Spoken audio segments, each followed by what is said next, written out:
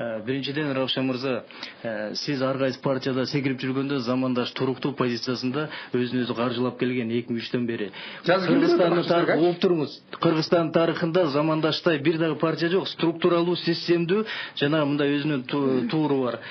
Каржы жагынан эгерде иш-чаралар боюнча кызыга турган болсоңуз, мигранттар боюнча мигранттар өзүлөрү каржылап атат. Келиңиз көрсөтүп берели. Көргүчтү. Өзүңүз колуңардан келбей. Колуңардан акчаң келип атат. Кыйкырбай сүйлөңүз. Чыгаргыла акчаң аяктан келип аткан. Колуңардан келбейби? Партия түптөй албайсыңарбы? Менин акчам жок партия. Мен ачык эле айтам. Менин акчам жок.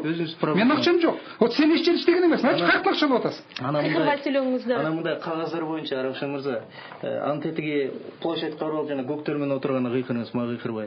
Мына жазып берген Ак үйдөн жазып берген кагаз алып келип окуп атасың. Окуп туруңуз. Эгерде сиз кагазды жаза албасаңыз, анда сиз өзүңүз да көрбөңүз. Мына бир кагаздын баарын өзүңүз жазып келесиз. Биз Отуруп жазамыз. Давай экөөбүз отуруп. Бир барак экөөбүз отуруп кагаз жазамыз, кандай жазар экенбиз. Равшан мырза, сөзгө конук бериңиз. Этиаттуу болуңуз да, маданияттуу болуңуз да. Сиз деле кыйкырабызбы? Сиз деле үнүңүз барбы эмне? Жок, жазамчы. Давай жазышалы. Жок, давай жазышалы. Жагатан бир унчукпай койсоңуз. Кагаз жөнүндө давай жазышалы. Окуп туруңуз эми. 2001-2005-жылы 342 объектни мен саттым эле, сиз саттыңыз. Кана эмес. Мен бир дагы. Ким сатты эле анан? Мына ошол жакта Асыл Таштын пансионат меники же сиздикиби? Мен бир дагы объект саттым. Мен байыдымбы же сиз байыдыңыз? Бир дагы объект саттым. Менин бизнесим жок, сиз байыгансыз. Жеңиш мырза, сиз байыгансыз. сабырдуу болуңуз, келиңиз угалы. Саламатсызбы? Колуңуздан келбей барча Саламатсызбы? Угатабыз сизди. Жеңиш мырза. Жеңиш мырза. Помощник болгонсуз.